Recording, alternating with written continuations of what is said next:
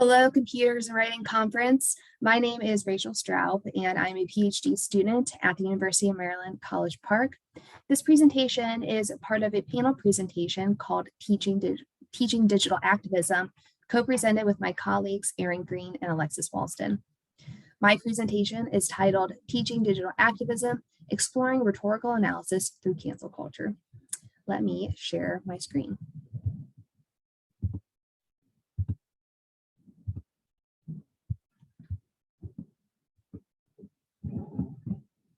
What is cancel culture?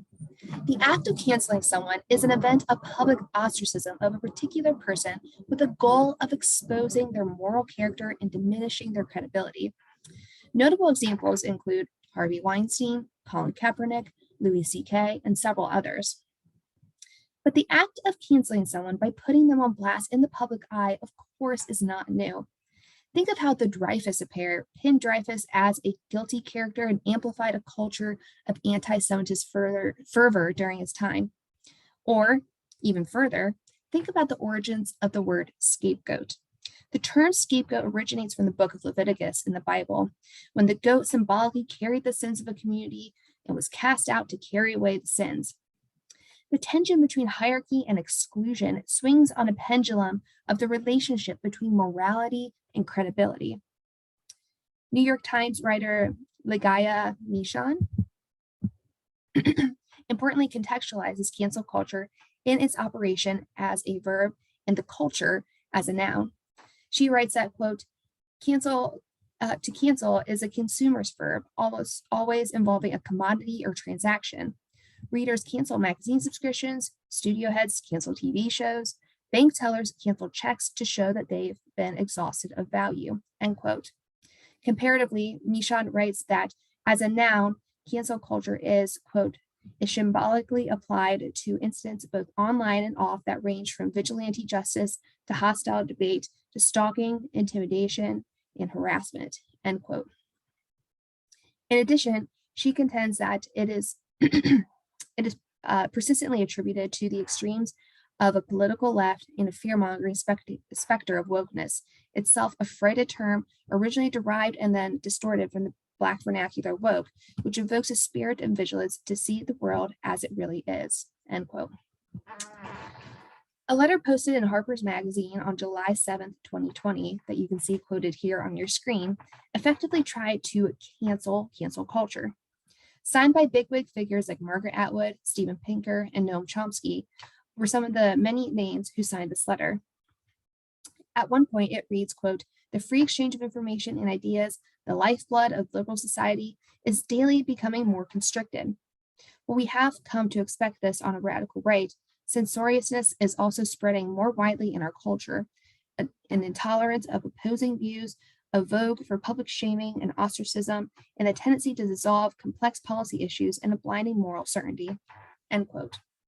And this point is important. We have certainly come to know just how the left and the right tend to characterize each other. Just turn on Fox News or MSNBC for a hint. But the predominant narrative of cancel culture in the last 5 years or so has been the left side coming together to stand for their liberal values by admonishing a figure who acted in a way that departs from these values. This figure could certainly be somebody on the right, like Donald Trump, for example, who's one of the bigger targets of cancel culture that only inflated his fandom in 2016. Or it could be someone typically associated with the left, like Chrissy Teigen, who was recently canceled when tweets from 2011 surfaced, showing her bullying teenager Courtney Stodden. The Me Too movement has been one of the biggest driving forces of cancel culture. Ushered in by Alyssa Milano in 2017, this movement encouraged women and men to expose sexual predators and their harmful actions as an act of feminist solidarity. While those like Weinstein were reprimanded harshly, and rightly so, stories about those like Aziz Ansari raise questions about what counts as a cancelable offense. For example, in the Babe.net expose, writer Katie Way tells a story of Grace, who went on an awkward and uncomfortable date with Ansari. Grace tells the writer, quote, I believe I was taken advantage of by Aziz. I was not listened to and ignored. It was by far the worst experience with a man I've ever had, end quote. Many older feminists jumped to criticize the story for tarnishing the moral grounding of the Me Too movement, since Grace's story more so features an awkward instance of miscommunication rather than assault. This raises questions on what a cancelable offense truly is, and this is a big subject of my talk today. Why would someone cancel? What is the foundation that undergirds the impulse to cancel someone? One might say that it's simply politics or a fast track route to accruing attention and fame. While these are certainly significant components, the philosophies in question are morality and credibility. To cancel someone is to put their moral character up for display on this digital jumbotron. And since canceling someone usually happens to someone with fame and power, it aims to disintegrate that person's popularly accepted credibility. As a teacher of first-year composition, cancel culture offers a convenient chance to teach ethos through this lens. While we typically define credibility through morality, while we typically define ethos through credibility, morality is also an important component. Aristotle mostly touches on ethos in his work, the Nicomachean Ethics, and he characterizes ethos into three categories: phronesis as handy skills and practical wisdom, arete, which stands for virtue and goodwill, and eunoia, which extends goodwill towards the audience. Note that the speaker is not necessarily foregrounded in Aristotle's definition. Rather, rhetoric hinges on the relationship between the audience and the speaker as anchored by their shared sense of morality and desire for goodwill. Why am I talking to you? Why am I taking you back to ancient Greece and offering this rhetoric lesson? Well, when I teach my students, I spare them from Aristotle as much as I can, but I do tell them that the original concept of an appeal like ethos was meticulously designed to put morality and credibility into close connection. This is important when we talk about cancel culture, as it assumes a mass consensus on right and wrong behaviors when people insist on canceling a certain figure.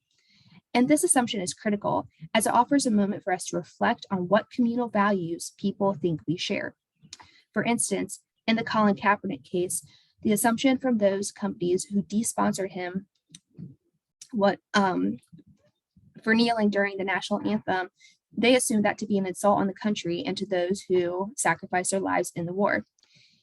In addition, these companies assumed that Black Lives Matter was not a cause that warranted this form of protest. These values were shared in a particular community and reflects the values they believe everyone should share. But there is a conflict in that different communities hold different values for different reasons. To circle back to a very Aristotelian conversation, we mistake the particular for the universal in these assumptions. In first-year composition, this is a key course outcome, to expand students' minds to consider how various perspectives not only exist, but interact with one another on the same subject. Opening our minds in this way is no easy feat, but it is just one way that we can begin to unveil the deeper layers behind the impulse to cancel somebody.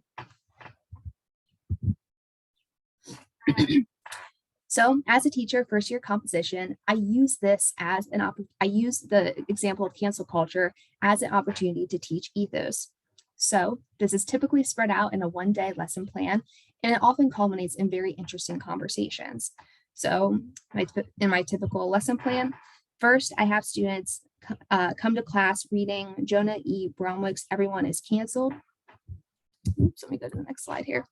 I have them come to class having read Jonah E. Bromwick's "Everyone is Canceled" from the New York Times from 2018.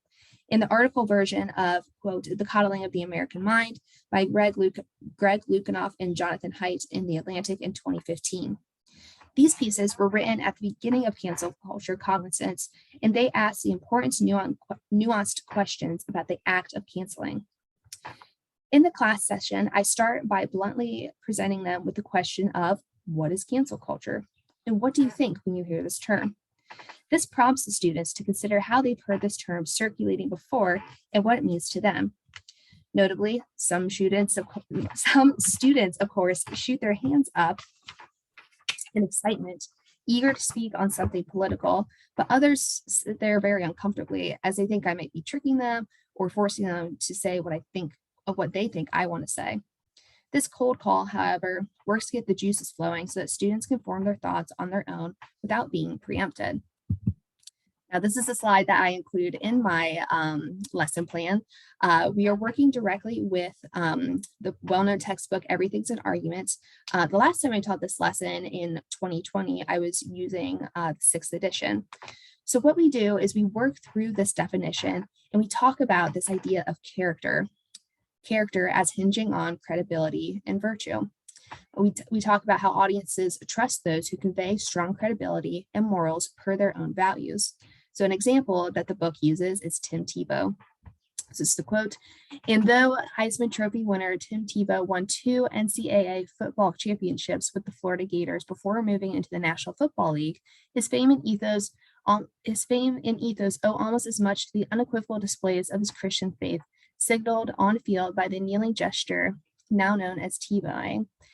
As is often the case, fame brings endorsements. Tebow's good guy ethos was on display controversially, yet believably, in a pro-life Super Bowl ad he made for the Christian group Focus on the Family in 2010.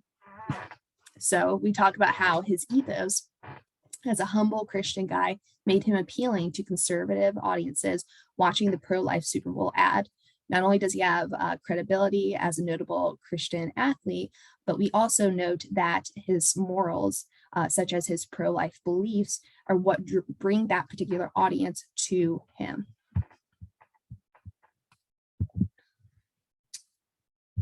So we work through how ethos is how a speaker connects quickly with an audience. And I like to stress a lot that when you are trying to come up with any sort of argument, you are trying to make a connection with that audience. The relationship between the speaker and the audience is crucial. So again, ethos is how much we can trust somebody. That's sort of the critical question guiding our evaluation of ethos. We ask, how much credibility do they have, and why should we trust them? Again, we also talk about character. So depending on character, of course, we often talk about ethos as credibility, but trustworthiness too sort of comes from a shared sense of faith. And again, that relationship between the audience and the speaker is crucial. So I've sort of cooked up 3 main elements: trustworthiness, credibility, authority, and unselfish or clear motives that add up to ethos. So we talk through some of these questions, and sometimes we put particular examples on display. Usually I draw something from social media or the news that morning, and we can put like a figure like Trump or Biden or somebody that the students will know, and we can walk through each of these questions. So firstly, how trustworthy is this person speaking on this subject? What do we know about them, their beliefs, and their value system? Why should we trust them to speak on this subject? What authority do they have to speak on this? And what are their motives in speaking on this? Are they trying to hide their motives? Whose interests are they serving? Now, the whole reason I use cancel culture as an example of ethos is because I find that ethos, again, has these 2 prongs: credibility and morality. So we focus on this triangle of ethos as the umbrella under which the prongs of morality and credibility carry equal weight.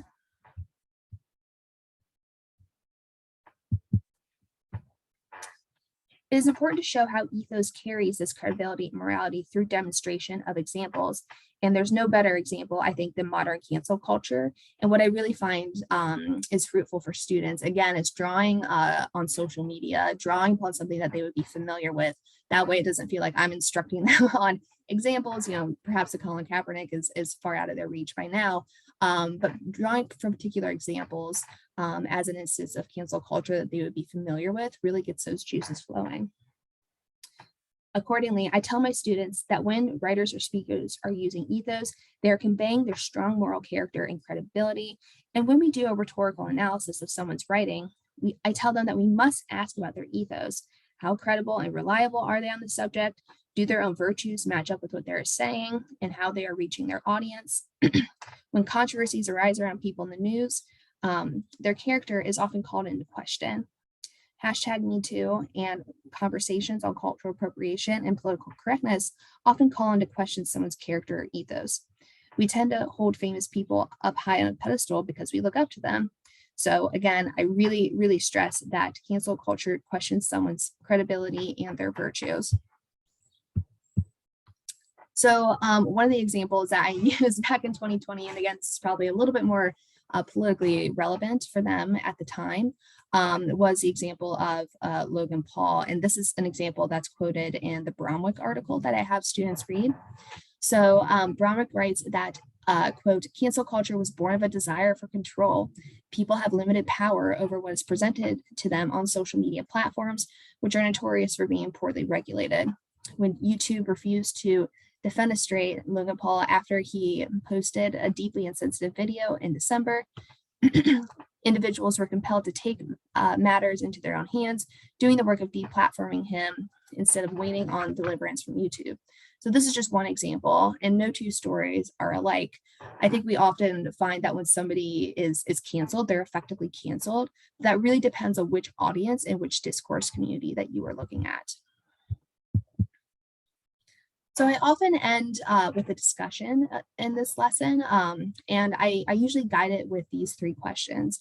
So in what ways does canceling someone, in what ways is canceling someone an argument that uses ethos? Why do people cancel famous people? What is the motivation to cancel someone? What does canceling achieve? What do you think are the larger consequences of cancel culture? Do you think that cancel culture is an overall net positive for society? Or do you think that it will have negative consequences long term? Why or why not? And we usually walk through this step by step. Sometimes if I think the class might be a little bit more anxious to do this, I will have them break up into small groups and then share what they talked about together. I think a lot of students fear exposing their views on this, whether they lean left or right, because they are a little bit nervous about what their peers think. But what I often find is by the time we get to the end of this conversation, students really come away with a much more nuanced perspective. They see how messy this is, and they really come away with a more analytical and evaluative perspective on cancel culture. And so I find that this is a very, very important lesson to teach. Again, it works effectively because it's something that students are familiar with, but it's also politically relevant today. And I think that is crucial. I think when we're teaching about ancient concepts like ethos, we can go back to Aristotle, as I somewhat did. I'm interested in it, and I know that this particular audience is too.